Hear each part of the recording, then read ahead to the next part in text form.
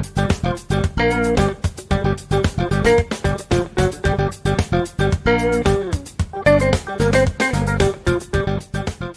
Sobat Tech Center Politeknik Negeri Bali, selamat datang di podcast pajak kita bersama membangun kesadaran pajak melalui edukasi dan digitalisasi. Kalau kita ngomongin soal pajak, apa sih yang ada di pikiran kita? Rumit, ribet, atau malah nggak kepikiran sama sekali? Kali ini kita sudah kedatangan tamu spesial yang akan membahas tuntas stigma tersebut. Nah, daripada kita penasaran, mungkin langsung aja nggak sih kita kenalan sama narasumber kita pada episode kali ini. Halo Kak Acarya, gimana nih kabarnya hari ini Kak? Baik Krista, terima kasih atas undangannya pada Tech Center Politeknik Negeri Bali, juga pada jurusan akuntansi Politeknik Negeri Bali. Jadi kabar saya baik. Kalau tadi mau perkenalkan diri, izinkan saya memperkenalkan diri. Nama saya Madi Acarya. Jadi saya mahasiswa semester 7 Politeknik Negeri Bali, program studi akuntansi perpajakan. Jadi saya masih mahasiswa aktif ya, dan saat ini menjadi mahasiswa akhir di Politeknik Negeri Bali. Nah, itu dia perkenalan dari Kak Acarya. Seperti yang kakaknya bilang, kakaknya udah di semester akhir ya, berarti udah bau-bau revisian, bau-bau draft skripsi gitu ya. Kalau ngomongin soal akhir, kalau sekarang kakak kesibukannya lagi ngapain? Mungkin lagi persiapan magang atau lagi punya kesibukan lain kayak kerja atau gimana? Mungkin bisa diceritain ke teman-teman sekalian. Jadi karena ini bulan Agustus ya, kita Yeah. bulan Agustus. Bulan Agustus ini sebenarnya itu sama semester akhir itu seperti semester awal. Jadi kita tuh lagi libur sebenarnya, tapi karena semester akhir dan menjelang magang, dari pihak jurusan itu mengadakan yang namanya pelatihan. Jadi kesibukan saya yang terutama pada hari ini itu adalah mengenai pelatihan yang dilaksanakan untuk persiapan magang. Selain untuk pelatihan magang, saya juga punya kesibukan lain. Saya bekerja freelance sebagai akuntan, lebih ke pembuat invoice sebenarnya, tapi bagian dari akuntan. Sama saya juga freelance di beberapa orang. Kalau saya bertanya tentang pajak itu, saya biasanya sempat handle seperti itu. Itu sih kesibukan saya saat ini. Keren banget ya, udah mau persiapan magang terus sambil kerja, dan pasti banyak juga ya tugas-tugas kuliah gitu, berarti time manajemennya udah bagus. Tapi mungkin time manajemen kita bahas di segmen lain. Aku penasaran, kakak kan bilang mau magang di bulan Oktober nanti ya. Ngerasa deg-degan nggak atau mungkin overthinking gitu, gimana ya nanti di magang aku bakal dikasih tugas apa, terus seniornya gimana? Mungkin bisa diceritain gimana perasaan kakak sekarang, sama mungkin ekspektasi apa yang kakak harapin di magang nanti? Oke, terima kasih pertanyaannya. Mungkin kalau misalnya deg-degan itu enggak ya, karena kebetulan saya ini alumni SMK juga. Jadi di SMK kemarin saya juga sudah sempat magang, dan itu jangka waktunya 6 bulan. Jadi sebenarnya bukan cukup singkat. Untuk deg-degan sih enggak, cuman mungkin ada ketakutan tersendiri. Ketakutannya tuh lebih ke lingkungan kerjanya sih. Takutnya lingkungan kerjanya tuh enggak bukan jelek sih, tapi nggak cocok aja sama support, kita. iya betul. Tuh, tapi apapun itu saya berharap itu tidak terjadi, dan bagi saya sih sepertinya itu tidak terjadi, karena kebetulan saya magang itu dengan teman-teman saya, jadi teman-teman dekat saya. Nah, kalau misalnya mengenai overthinking, nggak overthinking Nggak juga. overthinking ya, udah pede nih pasti ya. Ya, kita harus pede sih. Iya, gitu. Kemudian terkait dengan harapan untuk magang itu sih, harapannya tuh mungkin lebih gini ya, karena di Politeknik Negeri Bali ini kan kita banyak banget belajar tentang pajak, akuntansi dalam kasusnya itu praktik. Jadi mungkin di magang nanti sama PKL nanti itu lebih bisa dimantapkan aja sih tentang itunya. Karena saya percaya pasti situasi di lapangan itu berbeda, pasti berbeda gitu ya dengan apa yang ada di kelas. Iya, gitu. iya benar-benar. Kalau di rate nih dari 1 sampai 10 persiapannya udah berapa? Mungkin 8,5. Oke, udah cukup matang ya, mungkin bakal dimatangin lagi nanti. Nah, ngomongin soal magang, pasti kita nggak jauh-jauh sama yang namanya CV. Jadi kemarin aku sempat baca-baca juga CV dari Kak Acarya, dan juga udah di-mention tadi kalau kakaknya itu dari SMK, lulusan SMK, terus ngambil jurusan akuntansi gitu kan ya. Tapi kenapa sekarang kakak malah milih pajak gitu loh? Sebenarnya ini masih linear ya, antara akuntansi sama pajak itu kan masih linear-linear aja. Tapi apa mungkin ada momen ataupun dukungan dari orang-orang sekitar yang buat kakak, oh kayaknya aku milih pajak aja deh, kayaknya pajak tuh lebih seru atau gimana? Dan kenapa jatuh hatinya sama PNB? Kenapa di dalam PNB gitu ya kan? Oke, jadi begini. Ini memang berkaitan dengan cerita di SMK ya. Iya. Jadi di SMK itu kalau kakak itu pertama kali belajar pajak tuh kelas 11. Oke. Kelas 11 itu tahun 2021. Iya. Nah, di kelas 11 itu belajar pajak, ulangan pajak itu kebetulan saya remedi. Waduh, Jadi waduh. dulu saya itu bukan orang yang paham banget sama pajak, bukan orang yang pintar pajak gitu. Jadi saya tuh bagian dari orang yang tidak paham pajak. Terus terang saja, waktu itu ulangan untuk membuat Bupot A1. Saya di Kotes mungkin namanya BPA 1 Iya iya betul betul. untuk pegawai tetap. Jadi saya remedi. Saya remedi karena saya bingung naruh angka itu di mana. Iya saking banyaknya ya. Iya, jadi dari sana sebenarnya saya berniat untuk belajar pajak lebih dalam lagi. Nah, apalagi waktu SMK juga saya PKL di konsultan pajak gitu. Nah, kalau misalnya melihat ke gini sih, awalnya itu memang dari sana, dari mau belajar. Kemudian setelah sekian lama belajar sama PKL juga di konsultan pajak, saya merasa pajak ini prospeknya cukup besar, selain dengan akuntansi. Dulu saya merasa gini, SMK saya ngambil akuntansi, saya cukup percaya diri pada saat itu dengan dasar-dasar akuntansi, sehingga saya mau ngambil peminatan yang lain lah, biar punya gini lain lah, bidang ilmu lain yang bisa saya giniin. Nah, tetapi di kuliah ini semakin diperdalam akuntansinya, dan saya merasa agak gimana ya? nggak sehebat itu ternyata akuntansi, tapi ternyata di prodi akuntansi perpajakan itu kita belajar akuntansi sebenarnya cukup dalam juga, bukan cuma belajar pajak. Jadi itu sih alasannya saya mau belajar, kemudian prospeknya cukup luas. Kemudian di dalam proses belajar itu juga saya merasa bahwa memang nggak sedalam itu ternyata ilmunya selama ini saya pelajari waktu SMK. Jadi saya masih kurang banget ya. Masih kurang banget, bahkan sekarang sebenarnya masih kurang banget. Kemudian alasan tertarik di PNB itu sebenarnya ceritanya cukup panjang ya. Iya, apa ceritain aja. Tapi kalau misalnya mau persingkat mungkin saya ini jujur aja, saya itu orangnya homesick. Saya itu susah merantau. Saya itu senang dekat-dekat dengan keluarga saya. Jadi untuk kuliah di luar, kayak kuliah di Pulau Jawa atau di luar Bali itu sebenarnya saya sama sekali nggak punya ketertarikan. Lagi kuliah di luar negeri untuk saat ini. Nggak tahu nanti.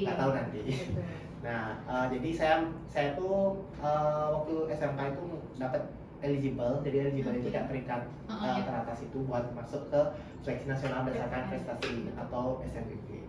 Nah, di SNBP itu saya melihat pilihan-pilihannya. Waktu itu saya ingat banget pilihan kampus di Bali cuma ada 4, Undiksa, Udayana, ISI sama PNB. Ingat banget ya kakaknya ya. Nah, di antara itu ISI itu sudah masih tereliminasi karena punya akuntansi. Jadi yang tersisa cuma Undiksa, Udayana sama PNB. Nah, kembali lagi ke cerita awal tadi, saya tuh pengen banget belajar pajak karena memang setidak mengerti itu, tapi saya melihat prospeknya luas gitu. Nah, maunya ngambil Udayana, tapi di Udayana tuh nggak ada sarjana atau D4. Betul. Jadi ngambilnya tuh di PNB karena kebetulan punya D4. Dan saya baru tahu ternyata ini tuh prodi baru gitu. Tapi yang saya dengar, karena kakak kelas saya juga banyak di sini, itu tuh bagus, katanya bagus banget. Jadi saya ambillah ke sini. Dan ternyata memang bagus. Makanya dari bagus itu saya merasa ternyata ilmu akuntansi saya itu nggak sedalam itu waktu SMK. Betul. Gitu sih. Oke, aduh keren banget ya cerita dari Kak Acarya. Tapi di sini kita mau jujur-jujuran juga nih Kak, dari SMK terus ke bangku kuliah, pasti akan ada gap, bakal ada culture shock gitu yang namanya. Mungkin kakak sendiri pernah nggak sih ngerasa kayak, tapi kayaknya enggak ya, maksudnya kayak pernah ngerasa salah jurusan gitu, karena aku juga sering banget dengar cerita dari teman-temanku gitu yang baru mulai masuk kuliah gitu, mereka ngerasa kayak kayaknya aku salah jurusan, ini matkulnya terlalu padat lah atau gimana, atau mungkin kebalikannya, ini terlalu gampang nih buat aku, atau gimana nih, boleh diceritain? Kalau terlalu gampangnya sih enggak ya, tapi terus terang kalau misalnya di kuliah ini salah jurusan, saya nggak pernah merasa salah jurusan. Saya merasa salah jurusan itu waktu SMK. Waduh. karena dulu peminatan saya itu di IPA waktu saya SMP. Nilai IPA saya itu jauh lebih tinggi daripada nilai IPS.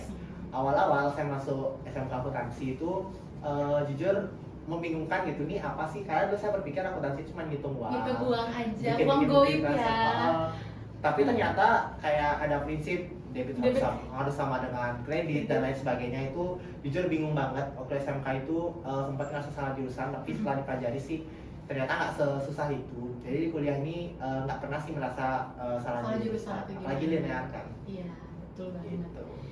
Nah, seperti yang udah di-mention di awal juga, jadi Kak Acarya ini adalah salah satu mahasiswanya Politeknik Negeri Bali, terus udah sering banget, aktif banget buat ikut perlombaan-perlombaan ya Kak, mulai dari bidang pajak, terus akuntansi juga, dan ada di bidang-bidang lainnya gitu. Nah, kalau kita ngomongin soal lomba dan prestasi, itu kan pasti udah banyak banget ya Kakak udah dapetin prestasi-prestasinya. Ada nggak sih satu momen atau satu prestasi yang memorable banget buat kakak dan kayak pokoknya nggak bisa dilupain sampai sekarang tuh, kayak senyum-senyum bawaannya kalau inget, ada nggak gininya, boleh diceritain juga? Kalau misalnya satu sih susah milih ya, mungkin dua. Oke, Mungkin dua. Yang pertama itu adalah Antas tahun 2025 diselenggarakan di Politeknik Negeri Bali. Jadi kebetulan waktu itu Politeknik Negeri Bali jadi tuan rumah. Nah ini memorable banget karena ini adalah perlombaan pertama di kuliah yang saya tuh menang. Saya tuh menang dan itu menang juara 2. Cukup heboh, apalagi waktu jadi tuan rumah. Jadi ditonton sama teman-teman juga. Iya. Itu memorable banget menurut saya. Apalagi itu lomba pertama di kuliah. Dari perlombaan itu, sejak menang perlombaan itu saya merasa saya lebih percaya diri gitu sebagai mahasiswa akuntansi di sini, dan saya lebih percaya diri tentang bidang ilmu yang saya punya, walaupun saya juga merasa pasti masih ada kekurangan, masih ada kekosongan yang belum saya isi. Nah itu yang pertama. Kemudian yang kedua itu adalah LCC IKPI tahun 2025, sama 2025 juga. Jadi waktu itu Ikatan Konsultan Pajak Indonesia dalam rangka HUT hari ulang tahun yang ke-60 itu menyelenggarakan lomba cerdas cermat perpajakan. Ini memorable banget karena ini adalah lomba yang menurut saya tuh benar-benar nggak menantangin ya. Saya tuh benar-benar melawan mahasiswa-mahasiswa dari perguruan tinggi dari Sabang sampai Merauke. Karena ini banyak banget peserta waktu itu, kalau nggak salah itu 369 peserta, 369 tim, itu berbagai dari Sabang sampai Merauke. Jadi menurut saya ini cukup memorable karena saya itu pernah bersanding lah dengan mereka ya. Ya walaupun bukan dalam artian tantangan ya atau menantang, tapi ini cukup memorable karena bagi saya ternyata kemampuan saya sejauh itu, walaupun memang masih ada kekurangan. Ya, itu. Kalau kita ngomongin soal lomba, pasti juga bakal ada struggle-struggle. Karena aku pun sebagai mahasiswa yang udah lumayan aktif juga ikut-ikutan lomba, pasti banyak banget struggle-struggle yang kita hadapi. Apalagi kita lombanya sama tim gitu, yang dimana pikirannya tuh pasti beda-beda tiap orang. Kalau dari kakak sendiri sama tim misalkan, struggle apa yang malah paling sering muncul kalau lomba tuh pasti kayak gini gitu? Ada nggak? Ada. Pasti ada. Yeah. Kalau misalnya sama tim cocok-cocokan tuh cocok banget karena kebetulan timku juga satu SMK sama aku. Jadi chemistry-nya udah oke ya. Jadi sudah cukup oke. Cuman yang jadi struggle tuh biasanya kalau kita jawab bareng, itu tuh kita beda pendapat. Itu tuh beda pendapat. Itu ya betul sering banget tuh. Pasti ada debatnya sedikit dan kadang kita bingung mau pakai yang mana. Iya betul. Opininya siapa gitu. Tapi sejauh ini tim saya tuh biasanya percaya sama saya karena biasanya kalau saya lomba saya jadi ketuanya. Kalau saya beda opini sama mereka dan udah buntu banget pasti makanya jawaban kakak. Gitu. Nah terus tadi juga udah kita mention juga Kak Acarya ini lagi sibuk persiapan magang, ada kerja juga dan pasti ada tugas-tugas juga ya kan. Terus kalau time management, gimana cara kakak membalancekan itu gitu loh? Apalagi Gen Z itu kan paling suka ya yang namanya biar semuanya balance gitu loh, antara kehidupan untuk karir, kehidupan pribadi dan lain sebagainya. Cara kakak gimana, dan pernah nggak sih kakak ngerasa burn out gitu saking banyaknya kerjaan yang harus dikerjain? Kalau burn out tuh enggak ya, nggak sampai kayak gitu karena saya ambil pekerjaan itu juga mikir-mikir. Iya benar-benar. Jadi mungkin itu yang pertama ya. Kalau misalnya kita ambil pekerjaan itu kita pikir dulu apakah kita bisa ambil kerjaan ini. Jadi jangan ngambil kerjaan sampingan atau kerjaan lain. Karena organisasi ya, karena itu komitmen. Itu tuh kalau misalnya kita tidak bisa mengatur waktu, itu yang pertama. Kalau kita merasa tidak bisa mengatur waktu atau dalam artian gini ya, kita tuh emang tahu kita tuh punya kesibukan. dan kita tuh tidak bisa atur kesibukan itu sebaiknya jangan ambil kegiatan lain menurut saya. Nah kalau misalnya dari saya tuh sih sebenarnya jadwal saya itu didukung sama kampus. Jadi di semester FYI aja saya ini baru kerja di semester 6. Nah kenapa saya berani ambil kerja sampingan, karena di semester 6 ini saya tuh masuk cuma 3 hari. Jadi beda dengan semester lainnya, saya masuk 4 sampai 5 hari. Jadi di semester 6 ini di sela-sela 2 harinya itu biasanya saya kerja Selasa sama Kamis. Saya kerja tuh freelance kayak tadi saya bilang. Saya tuh biasa ambil kerjaan DW lah istilahnya di hari Selasa sama Kamis saja. Walaupun DW saya itu masih berkutat di bidang akuntansi. Itu. Nah, kalau misalnya atur waktu sih sebenarnya kalau misalnya kita bilang Politeknik di Bali ngasih tugas apa enggak tuh ngasih banget. Pasti ngasih banget ya, gitu. project dan lain sebagainya, pasti banyak banget. Itu penting banget. Kalau saya sih biasanya mengerjakan itu di hari weekend gitu, di hari-hari memang biasa sih di hari Minggu ya, bukan hari Sabtu. Di hari Minggu saya biasa kerjain semuanya. Dan kalau misalnya kita mau ngerjain tugas di satu hari itu, kalau menurut saya tuh lebih baik kita tuh bikin konsepnya dulu gitu di hari lain. Jadi kita petakan dulu kita kira-kira mau bikin apa. Maksudnya di list gitu ya? Mau bikin apa. Iya. Jadi jangan baru di hari Minggu tuh kita baru bikin semuanya. Iya, Misalnya betul. kita bikin makalah, kita baru bikin covernya itu jangan. Benar. Sebaiknya jangan kayak gitu. Boleh kok sebenarnya bikin tugas itu kita bilang ya udahlah di hari Minggu aja kita buat, tapi at least kita sudah petakan, sudah mapping dia supaya nanti di hari itu kita tinggal ngerjain aja ya. Gitu sih kalau dari saya. Terus aku super penasaran juga, mungkin teman-teman di rumah juga penasaran kali ya. Kalau kakak sendiri tipe belajarnya itu kayak gimana? Kan orang-orang pasti setiap orang tuh punya tipe-tipe belajarnya masing-masing. Ada yang mungkin harus baca buku banyak, terus ada mungkin yang lagi gini juga sih, lagi hype juga yang kayak menjelaskan ke orang lain, atau tipe visual mungkin mau nonton video dan lain sebagainya. Kalau kakak sendiri tipe yang kayak gimana gitu? Kalau tipe metode belajar yang paling aku suka itu sebenarnya mendengarkan orang ya, tapi mendengarkan orang yang memang bisa gitu. Aku suka banget dengerin dosenku ngejelasin, apalagi kalau emang aku tahu dia tuh orang yang pintar banget. Itu aku suka mendengarkan. Aku jujur aja kalau membaca itu kadang-kadang suka nggak ngerti ini nggak apa masuk sih, ya, nggak masuk ya, benar banget. Jadi harus dijelasin gitu. Iya, betul. Itu metode belajarku. Cuman tadi sempat dibilang juga tentang menjelaskan ke orang tentang lain. ngejelasin ke orang lain gitu ya. Itu sebenarnya nggak suka menggurui sih, tapi aku suka banget diskusi. Kalau misalnya teman-teman ngajak diskusi, kita diskusi bareng, aku suka banget mendengarkan, apalagi ngejelasin juga ke mereka. Menurutku itu membantu banget sih buat belajar.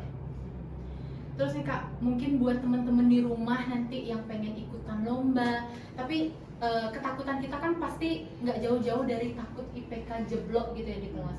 Kalau kakak sendiri ada nggak tips realistis ikut lomba tanpa IPK jeblok? Ada nggak mungkin?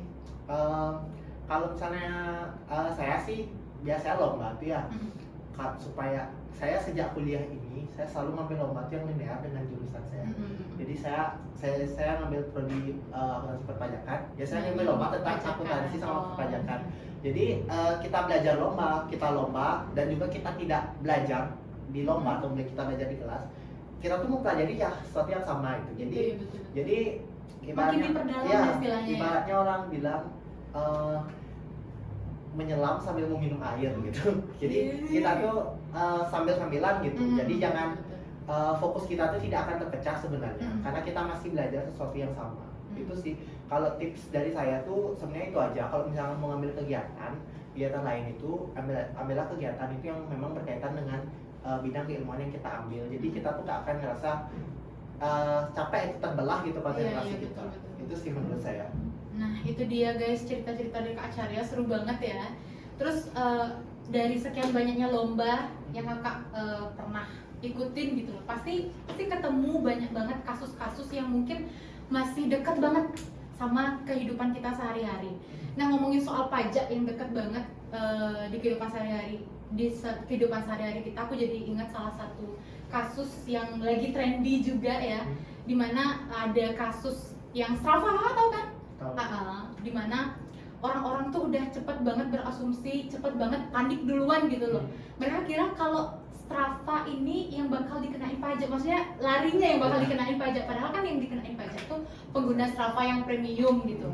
Terus terkait juga sama PP 20 tahun 2026 tentang pajak UMKM, di mana ini juga sempat trendy di masyarakat ya, dan balik lagi mereka FOMO-FOMOan gitu, belum benar-benar tahu lah statement itu tuh meaningnya apa sih, tapi sudah menyimpulkan secara sepihak. Kalau dari Kak Acarya sendiri sebagai mahasiswa yang mahasiswa perpajakan gitu, ngelihat isu ini tuh seperti apa dan sebenarnya faktanya itu gimana sih Kak? Oke, jadi mungkin di sini saya netral aja mengungkapkan ya. Saya tidak menutup mata bahwa memang stigma negatif masyarakat itu tidak jauh-jauh dari kinerja, mohon maaf ya, Iya, betul.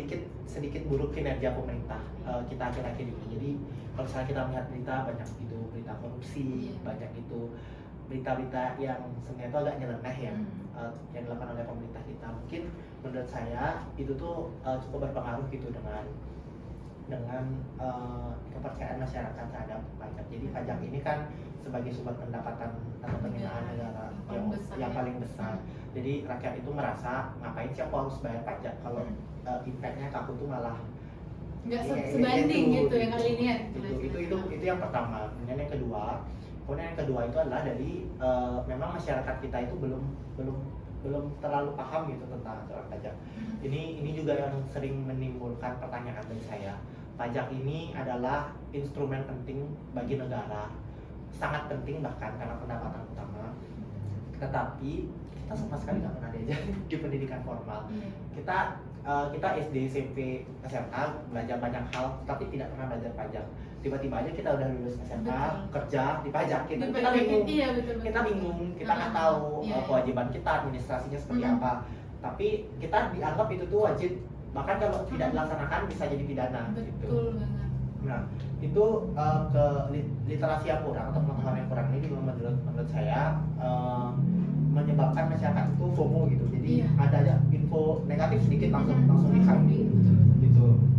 Kemudian yang ketiga itu adalah memang apa ya? Jeleknya saya bilang konten itu pengen menaikkan engagement gitu. Jadi pengen konten kreator itu banyak, karena saya melihat beberapa konten kreator mungkin niatnya bikin edukasi ya, tapi edukasi yang diberikan itu sedikit rancu gitu, sedikit salah dengan aturan yang tertulis. Jadi itu tuh membuat orang-orang yang komen itu jadi negatif gitu. Padahal mungkin di aturan tidak seperti itu gitu ya kan. Tapi mungkin ya biar lebih sederhana mengungkapkannya, konten kreator itu malah dibuat seperti itu. Tapi balik lagi terkait pajak ini itu kalau misalnya teman-teman pasti belajar di pendidikan formal itu pasti pernah mengenal konstitusi, undang-undang dasar negara 1945. Pajak ini tuh bagian dari itu. Jadi pajak ini tuh memang bagian dari konstitusi negara kita.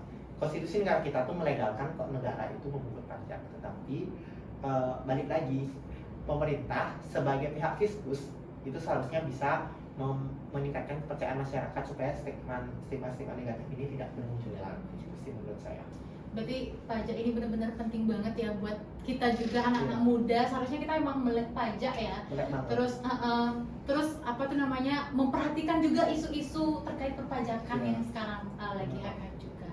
Dan jangan lupa kita juga harus tetap berpikir kritis gitu loh. Jangan kalau misalkan ada isu-isu terbaru jangan langsung dimakan gitu, dilahap aja, tapi kita saring itu bersama-sama seperti itu. Nah, selain isu-isu tadi, ada juga nih Kak, isu-isu yang lagi anget. Mungkin kita geser dikit kali ya ke teknis gitu, ke konteks gitu. Aku juga sempat baca-baca di media sosial di mana Cortex ini sering banget mengalami kendala teknis gitu ya kan.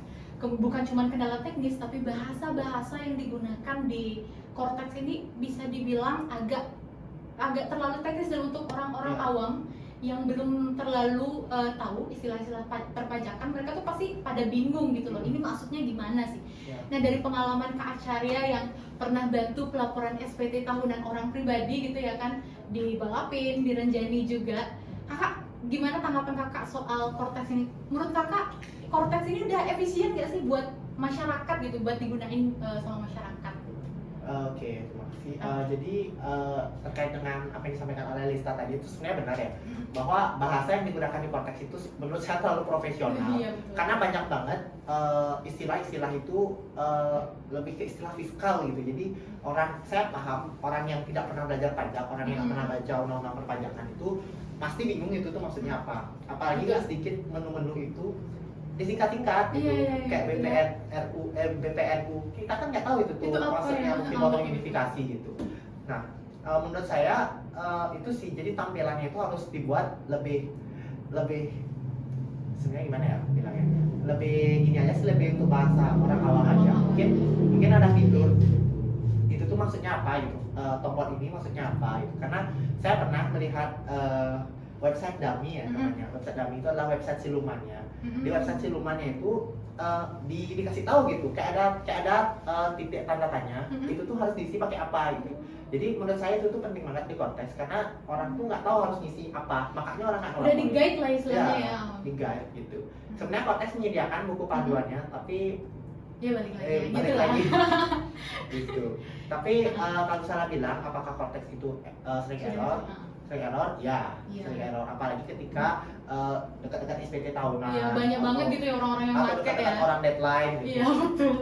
Saya ingat banget tanggal 30 April bantuin lapor tuh agak banget. Tapi kalau saya hari biasa sih oke-oke aja saya bukanya. Gitu. Mungkin itu aja sih lebih diperbaharui. Karena yang kemarin website BJP Online itu menurut saya nggak error banget. Jadi mungkin masih sangat bisa untuk dikontrol ya. Jadi mungkin bisa di giniin lah, bisa kita belajar dari website itu gimana gitu. Jadi tapi saya tidak untuk kata kok bahwa masyarakat itu pasti males ya dengan yang error-error seperti itu, karena saya sebagai praktisi pun juga kadang merasa kok gini sih linknya gitu. Tapi balik lagi sebenarnya kalau kita buka konteks itu sudah jauh lebih canggih daripada DJP Online. Jadi saya paham kok maksudnya pemerintah mengganti website dari DJP Online ke konteks itu.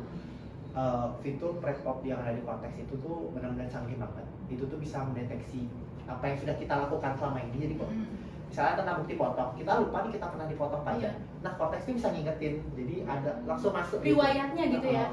Karena kalau misalnya isinya sudah benar, kita tinggal submit aja. Cuman karena balik lagi istilahnya itu apa ya, nggak buat orang awam. Kan orang awam tuh jadi emang ada kayak gini ya. Iya, kalau nggak ditelusuri lebih jauh gitu ya kan. Apalagi itu tentang uang gitu kan, nggak berani. Itu sih mungkin bahasanya aja yang lebih dikit. Tapi fakta yang menarik yang saya lihat, tampilan konteks sekarang itu jauh lebih menarik daripada yang kemarin. Jadi yang kemarin itu terus terang cuma polosan doang. Kalau yang sekarang itu sudah lebih didesain lah. Dan saya sudah lebih visual, ada visualnya.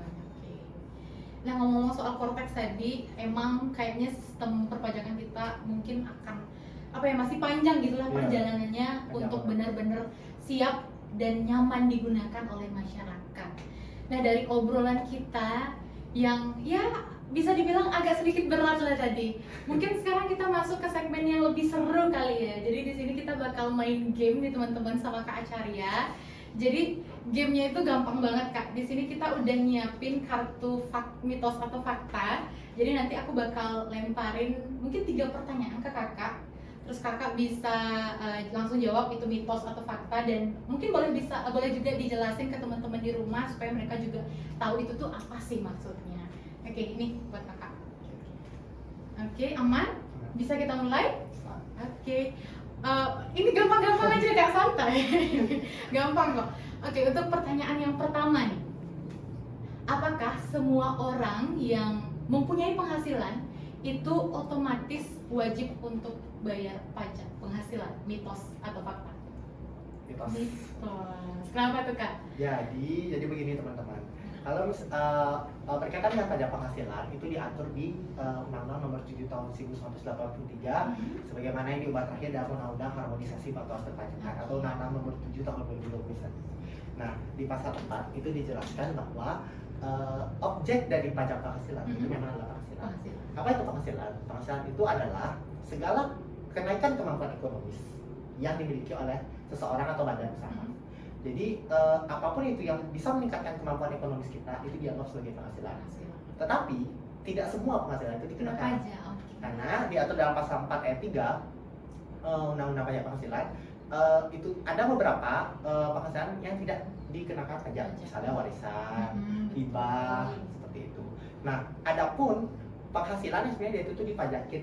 Jadi di dalam pajak penghasilan itu kita mengenal konsep yang namanya penghasilan tidak kena pajak. PTKP PTKP gitu ya, bagi wajib ya. pajak orang pribadi. Jadi wajib pajak orang pribadi itu sebenarnya diberikan hak untuk tidak dikenakan pajak sampai penghasilan 54 juta per Untuk satu orang tanpa tanggungan ya, gitu ya Kak. untuk satu orang tanpa tanggungan, untuk orang lajang lah, wanita, ya, pria lajang.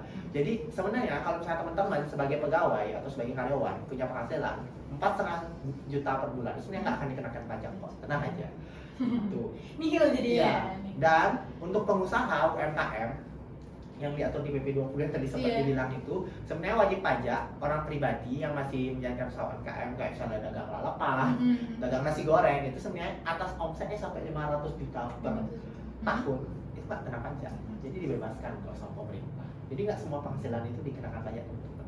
Yang bayar pajak itu orang-orang yang punya penghasilan gede-gede aja.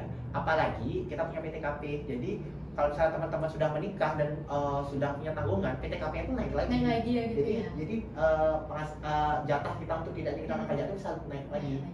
Sebanding gitu lah istilahnya ya. Oke, keren banget ya insight dari Kak Acarya. Kita lanjut dulu nih ke pertanyaan yang kedua. Nah, untuk content creator, terus ada freelancer atau yang punya penghasilan dari platform digital, itu tuh nggak wajib bayar pajak karena mereka bukan kerja di kantoran. Mitos atau fakta? Mitos lagi jawabannya. Kenapa tuh Kak? Oke, kembali lagi ya jadi gini.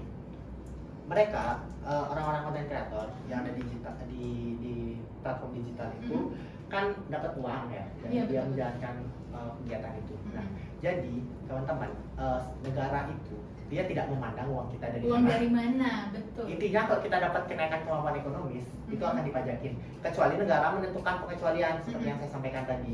Nah, penghasilan dari platform-platform digital itu tidak dikecualikan sama negara. Dia tidak diatur, berarti dia dikenakan pajak.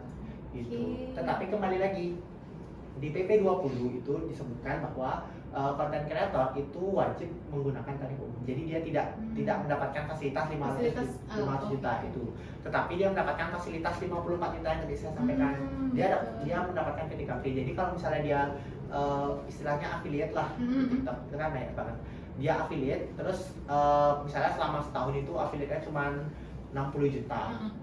Dan PTKP dia 54 juta. Berarti yang dikenakan pajak itu hanya atas penghasilan 6 juta. 6 jutanya 54 jutanya tidak dikenakan.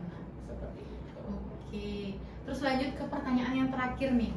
Kalau rakyat itu sudah bayar pajak, apakah berarti tugas mereka udah selesai dan nggak perlu lagi nih peduli gimana uang itu dikelola oleh pemerintah? Mitos lagi. Soalnya Kak speak up lagi. Jadi berkaitan dengan kewajiban administrasi perpajakan ya. Yang tadi kan disampaikan, apakah ketika dia sudah membayar pajak tugasnya sudah selesai? Jawabannya belum. Dia masih wajib lapor SPT.